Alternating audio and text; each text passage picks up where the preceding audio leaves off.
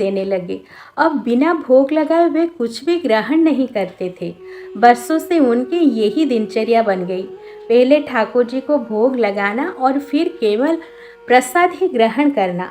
साथ ही अंगद जी ने 4 पार्षद नियुक्त कर दिए, जिनका कार्य था कि जहाँ कहीं भी संत दिखाई दे उन्हें घर बुलाकर भोग लगवाएं। अंगद जी बहुत वीर पुरुष थे और राजा के भतीजे भी थे। एक बार उन्होंने किसी राजा पर आक्रमण किया और विजय प्राप्त कर उसका मुकुट जीत कर ले आए। उस मुकुट में 101 हीरे जड़े थे, जिनमें से एक हीरा अत्यंत अमूल्य था। अंगद जी को इस विशेष हीरा का मूल्य और महत्व ज्ञात था। उन्होंने शेष हीरे विजय प्राप्त राजा को लौटा दिए, लेकिन ये अमूल्य हीरा अपने पास रख लिया और कहा कि ये हीरा जगन्नाथ जी के मुकुट पर जड़ेगा।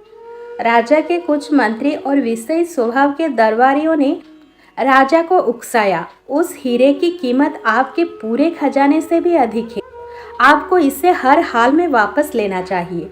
राजा ने विनम्रता से अंगद जी से आग्रह किया, कृपया वो हीरा हमें दे दीजिए। लेकिन अंगद जी अपने जीत पर अड़े रहे। नहीं, ये हीरा हमने जगन्नाथ जी को अर्पित कर दिया है। मनुष्य की बुद्धि बदलने में देर नहीं लगती। राजा की बुद्धि में भी विकार आ गया और उसने ठान लिया कि अंगद जी को मार दिया जाए। लेकिन क्योंकि वे उनके चाचा थे, उन्हें सीधा मारना उचित नहीं लगता था, वरना राज दरबार में निंदा होगी। राजा ने एक षड्यंत्र रचा। उसने अंगद जी की बहन, जो राजमहल की रसोई तैयार करती थी, उनको अपने पक्ष में करने का प्रयास किया। राज परिवार में भोजन अत्यंत विश्वसनीय लोगों द्वारा ही बनाया जाता था और अंगद जी की बहन इसी कार्य में लगी हुई थी।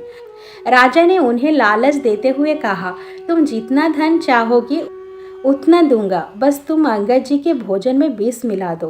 राजा ने अपने सामने विष लाकर दिया और उससे भोजन में मिलवा दिया। अंगद जी को इस षड्यंत्र का कोई आभास नहीं था।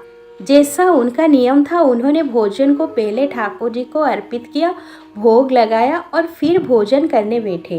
अंगद जी की बहन की बेटी, जो प्रतिदिन उनके साथ बैठकर भोजन करती थी, अचानक घर से गायब कर दी गई थी। अंगद जी ने पूछा, बिटिया कहाँ है? उसे बुलाओ। बहन ने झूठ कहा, वो खेलने गई है। अंगद जी ने दृढ़ता से कहा, नहीं, जब तक वो नहीं आएगी तब तक मैं भोजन नहीं करूँगा। उनके इन शब्दों का गहरा प्रभाव उनकी बहन पर पड़ा।